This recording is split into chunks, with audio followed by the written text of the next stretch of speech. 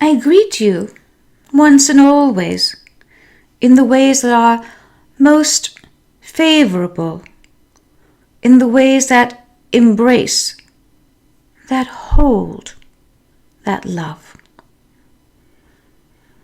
We will continue holding this thought beneath and above all others. Let us begin with a title, then, for this essay or speaking or sharing. We will title this one Crosswinds, Crossroads, and Crosshairs.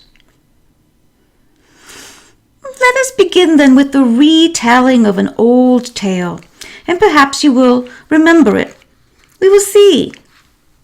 Imagine, if you will, dipping your toes into the shallow end of a secluded pond. A spring feeds this pond. At least you think it does. You've never really thought about it until now. The arrival of this new think thought makes you curious. Does a spring feed the pond? It comes from underground, but from where has it traveled? How far? How long has it taken to reach this place? Why here and not elsewhere? Is the water level always the same? Never mind, you think. All is well.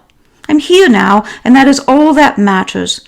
This is my secluded, safe place. I will consider these think thoughts later. Right now, I only wish to feel peaceful and nourished.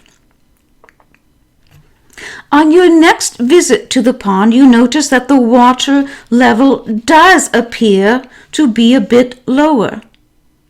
And something else is different too. There is someone at the deep end of the pond, bending down and filling small containers with water.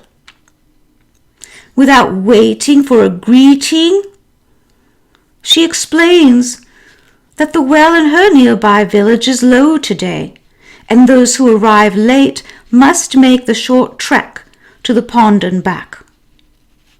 You nod in understanding, although you truly don't. Grateful that your visit to the pond is only for enjoyment and not work. Now that you have noticed a change in the depth and nature of the pond, you decide to return more often. And each time you do, the water level is lower, and there are a few more people filling various containers with water.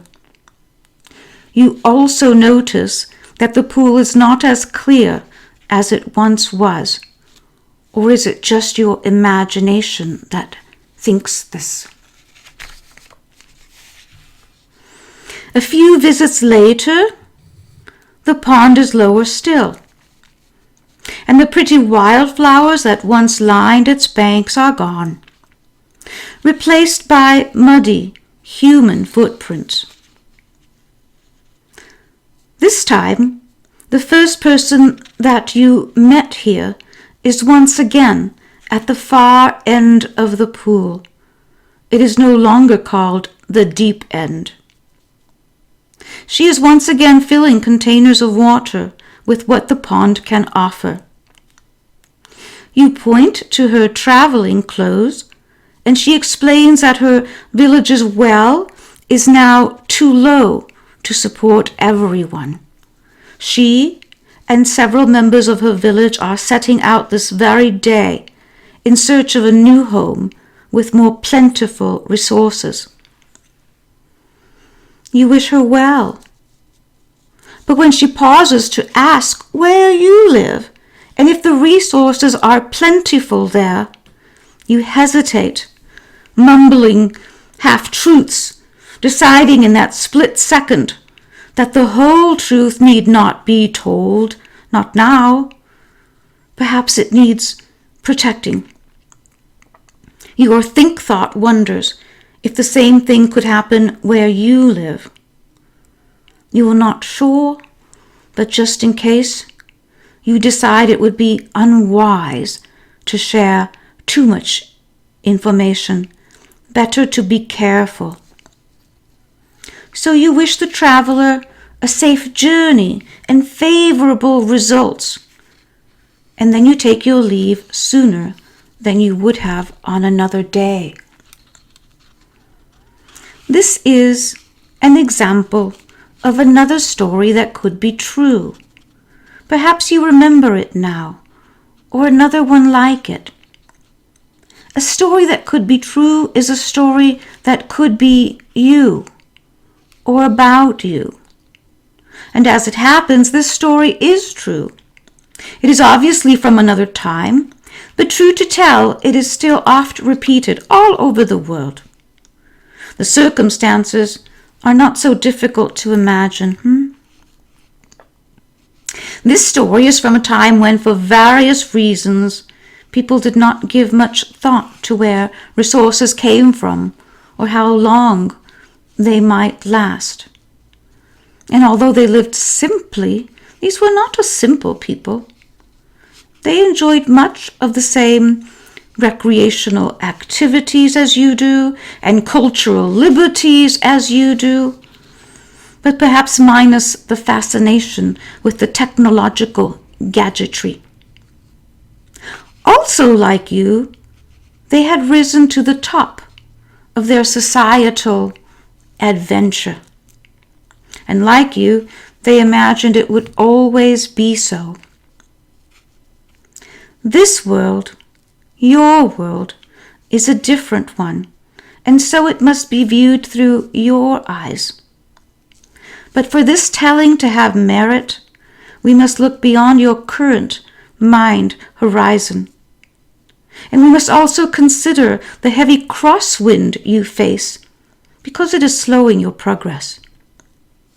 This crosswind fans the flames of ill-considered plans, sparks unrest, and ignites wildfires within and without. Out of control, these wildfires have leapt from your mind's imagination into your this reality. Our sharings, then, will explore many subjects, many questions, large and small, logical and preposterous. Some will be rooted in truth, others in hope, or doubt, or distrust, or even disbelief. And so be it. When the terrain is rough, as it is now, courtesies are sometimes foregone, and even the first to go. The wheel of fortune has been spun, and this has determined our point of entry, how we begin our conversation. We will take our time. We will wander a bit, get reacquainted, and develop confidence in one another. If we do not take this precaution, Gaia's voice will become another whisper in the wind, seldom heard, even by the most adept. Planet Earth, the planet on which you build worlds, is well. Earth, or Terra, or Telluria, as you may call Earth, is well. The challenging transitional changes that continue to appear do not harm the planet. They are as cyclical as seasons, albeit spread over a much larger field of space-time. We will reference space-time often, as these have been separated far too long. And adjusting to space-time rather than linear time or Earth time is in your best interest now. So we will introduce this subject to you in more depth later, but as was said earlier, we may wander a bit. The premise that Earth is well may already feel like an affront to your intelligence based on what you hear elsewhere. But for now, I will say you may take up the argument with your mind later. For among other accolades, your mind wishes to be seen as doing its part to save the planet and its populace, ensuring lifetimes of purpose and projects for itself. Instead, you are invited to honor the heart's nature, which is rooted in both earth and sky, and whenever possible to allow the heart to firm its foundation. Lean on it for comfort and confidence, and recall that the earth is associated with love, the exalted or all-powerful love kind. There is no current word for this form of love in your vocabulary, in your language, and that is as it should be, because you need not name what you do not yet know or experience. There will be a time for that. It is better this way because it takes, you see, many generations to redefine incorrect word associations once they come about. As examples, we might consider karma, enlightenment, heaven, hell as misassociations, or words whose connotation create distance or disappointment. So of necessity, we will make use of temporary word constructions, Gaia constructions, specific inventions and substitutions that will not lead you astray. This form of love, as has been suggested, is not limited to loved ones, to family members, to plants and animals, devotional deities, or hierarchical heavenly beings. It is not limited to earth. Instead, imagine a word feeling that instantly and forever connects you to every grain of sand and salt and every star, before and beyond experience or exception. This is the foundation from which it is hoped you will receive these messages, or short essays, conversations as they will be. They are intended for your heart's true nature. And if you can at least imagine this possibility, you would know that Earth is not in danger. It is not dependent on humanity's overuse or misuse of resources, past or present, known and unknown. Therefore, they continue to be offered up freely, without reserve or defense. You may have what you will. So you may think now, in that case, what is all the fuss about, Well, as it turns out, we must look at the constructed world for answers. The world that has been built atop the earth, the one your reality is based in. As has been said, the world is not the planet. Even so, it will be helpful for you to imagine the world as a giant dome or bubble that surrounds the planet. The world contains everything that has been conceived or evolved. Even the idea that Earth is a verdant garden-like planet, a school, university, a blue-green jewel as viewed from space. Yes, even Gaia is within this dome-like world. Also, do not then misassume or under-imagine how worlds are created. The truth is often simpler and more beautiful than the words that describe it.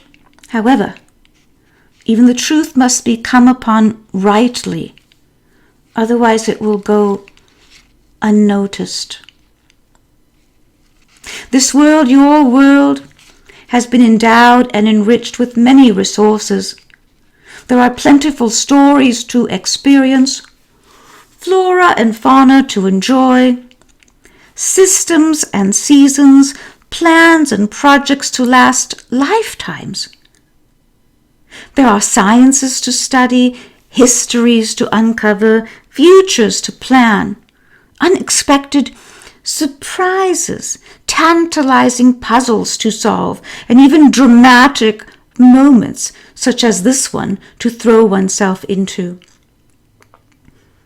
Furthermore, there are unlimited opportunities to self-realize, to re-experience how the world was created and why,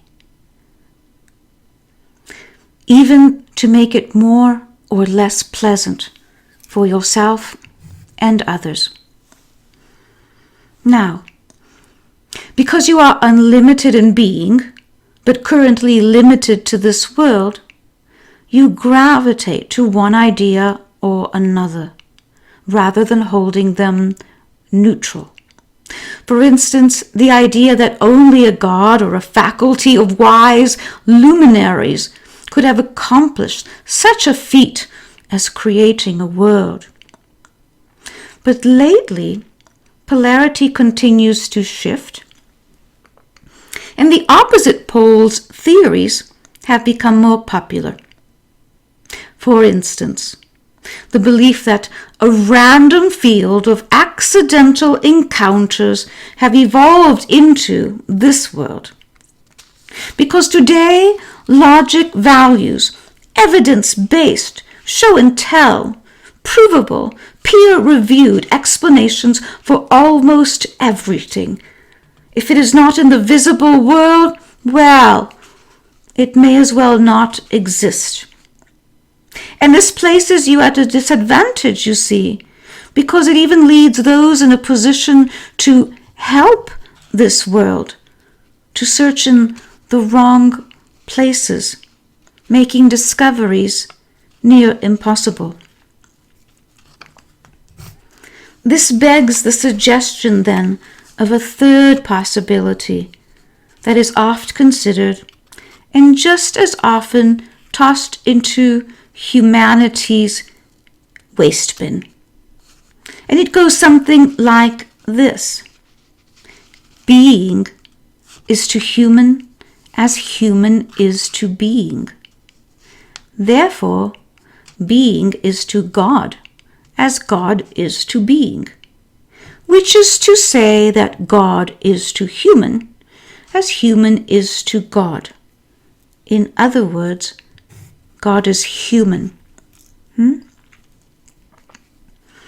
But more than ever, this is a difficult concept to embrace, much less swallow. Even now, you are likely forming your first rebuttal by saying to yourself, God does not make bombs or allow famine. God does not go to war against neighbors. This is human nature at work, not God nature. And you would be correct, except that the authors of this story wrote this paradox into it, leaving you to explain it. We will continue to explore this and other possibilities in depth and over time. But there is no gain in foisting this contradiction upon you, or burdening you with more paradoxes now. For this moment, we will perhaps agree on a few phrases, simple ones such as life is long, but time is short. Because life is infinite and eternal, without beginning, end, or center. Space-time, or time, on the other hand, is bite-sized. It expands and contracts, measures and limits, dies, so it can live again. Time brings autumn to harvest and winter to wither, so that spring and summer return. The creators, the builders who endowed this world, planned for its success over time. The plan was for humanity to close this cycle, and it includes that humanity individually and collectively realize the shortness of time. And the plan has always been for humanity to choose not short time, but long life for itself and the world. And not for the first time, you find yourself at a crossroads, in the middle of nowhere with few, if any, options. One path is barren burnt. The next has been overrun its banks and is impassable. The third option is endless war, and the fourth is too frightening to consider. More than a crossroads, this is like being caught in the crosshairs of a microscope, held in place with nowhere to go. This perspective is not entirely wrong, but it is also not correct. It is a scenario, a scene. This is how the scene is being played. The directors or rulers have chosen this script, which begs to wonder what would happen if the entire cast preferred an alternate ending, or a sequel with a new plot and location, or to spin the earth in a different direction. Here we are then, enjoying an honest look into the current predicament, pausing long enough to insert a think thought that says, there is a strong possibility that this predicament is not entirely new. Somewhere in your memory field is perhaps a log entry, a message that you left or sent to yourself long ago. It tells you how to plot your way through this mess, because you knew that you would forget. Our time together, such as this moment and future ones, is well designed. 'Tis not random or haphazard. Even our wanderings are precise and purposeful. Because before you can see yourself safely through this maze, you must dislodge the plaque that surrounds your heart, seizes your breath, and threatens your thinking brain. You must place all your resources into service now. You must maintain the body's health. Oxygenate your brain, nourish your body, teach it to absorb nutrients more efficiently, allow better thoughts to replace older ones. This concept is familiar to you, but now requires more practice. Our conversations together, well, they are an accelerant, a therapeutic way to slough the dross and encourage new possibilities to arise. It is an opportunity to calm your core, to cool it, soothe it, heal it, to repair and rebuild it. And this is not a spiritual activity. It is a simple act of kindness.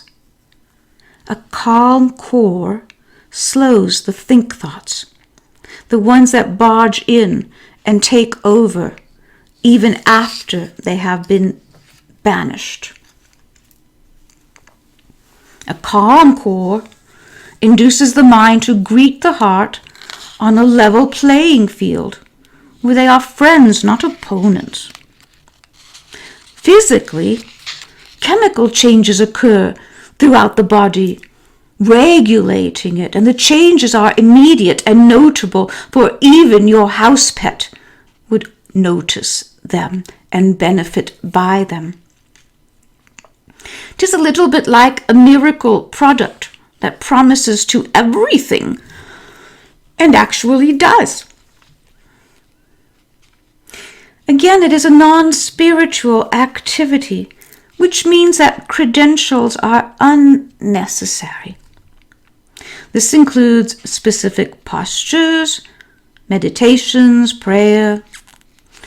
And while useful, yes, these activities are better suited for other moments. We are here to become comfortable in this moment. We are here to write the next chapter or cycle or story. As was said earlier, your predicament is not a lack of physical resources. It is a lack of transformative ideas.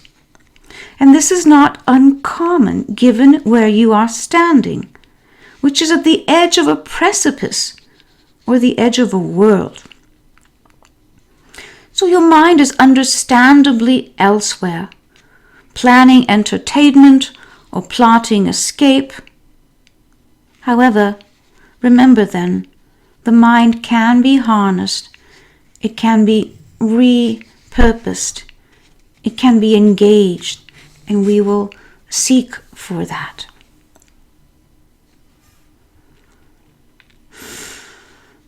As an example, animate your imagination now until you come upon a favorite, exciting movie. Yes. Oh, how you enjoyed it. In fact, everyone did. So much so that its creators made a sequel. And you enjoyed that too. Everyone did. So much so that it became an ongoing series that you looked forward to every week. So did everyone else. Over time, the lead actor began to dream of playing a different part, and he moved on to pursue that dream. His replacement was good, yes, but not as good as the original. Next, as it happened, the writers began to run out of fresh ideas. So they substituted and recycled old storylines, barely bothering to disguise them. And after a while, they too became bored. And then so did everyone else.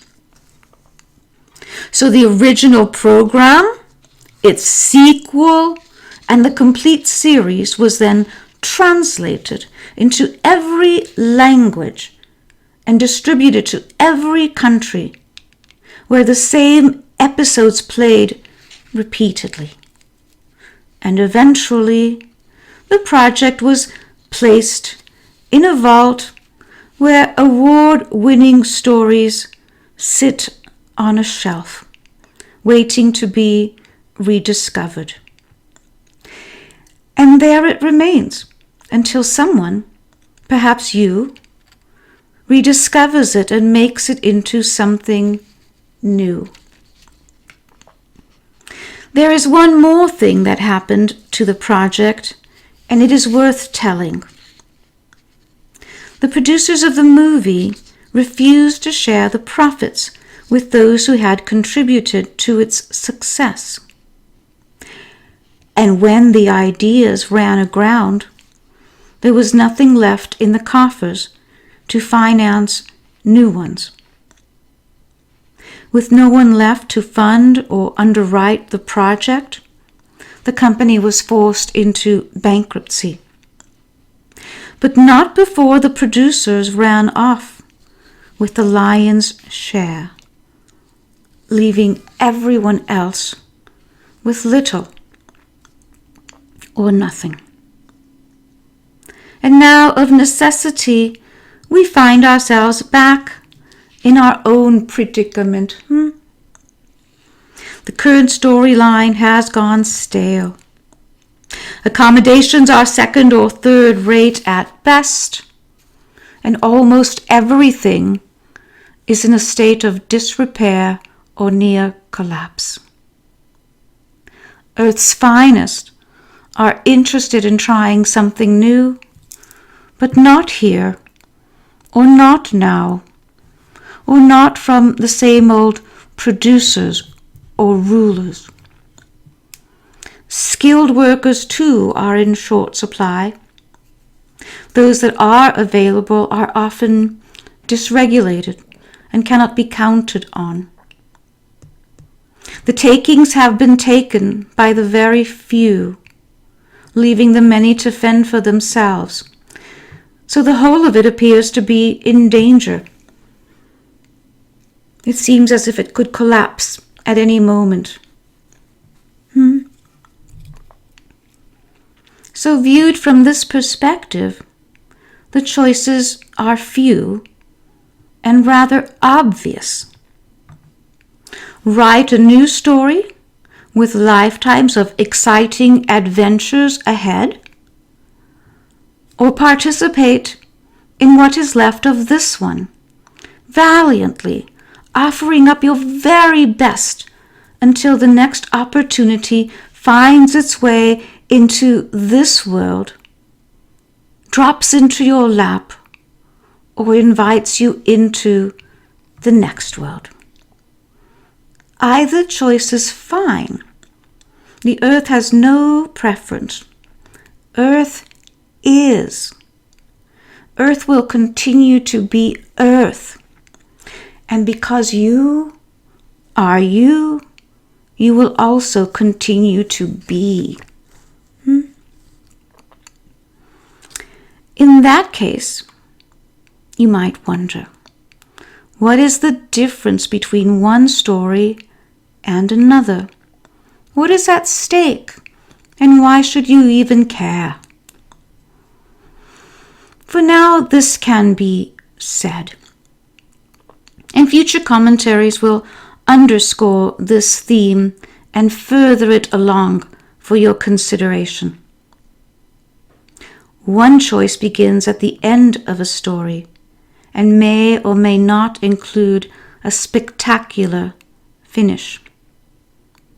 The other choice begins at the start of a new adventure and may or may not include opportunities to shine and to grow. All remains to be seen, but there is more to be seen. And here is where the earth may be of assistance. Because a mother's love may falter, but it will not fail. It will hold. Earth will hold. And with care, it will return to its steadfast nature, the one that you know well. The human kingdom is and will always be children of earth.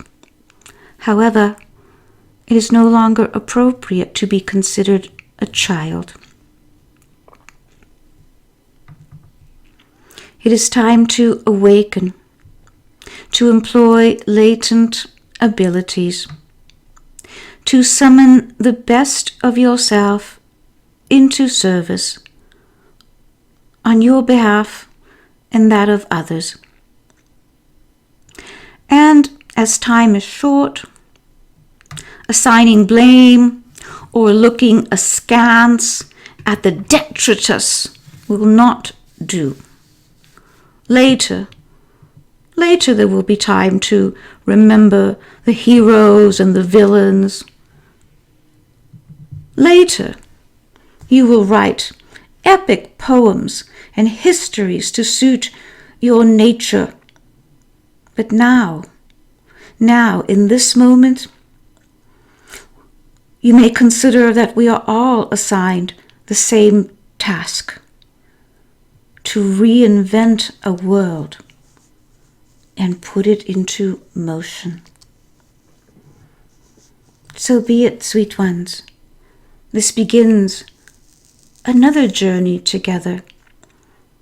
There are many, and they will take us in different directions. They are designed in hopes of opening the mind, releasing its contents, setting it free, into massaging the heart so that it feels everything,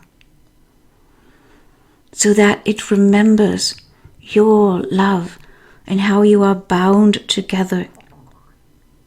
For remembering, that is the first thing. That is the easier thing. And from there we will progress together.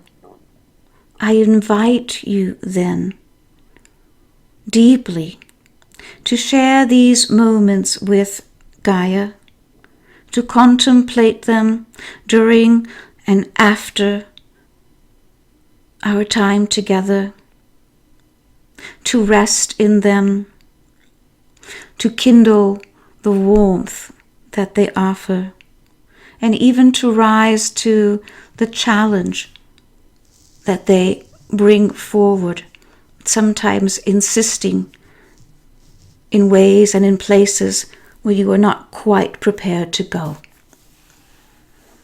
So be it, sweet one. I will greet you again shortly. This time also will be short, until our next moment brings us together.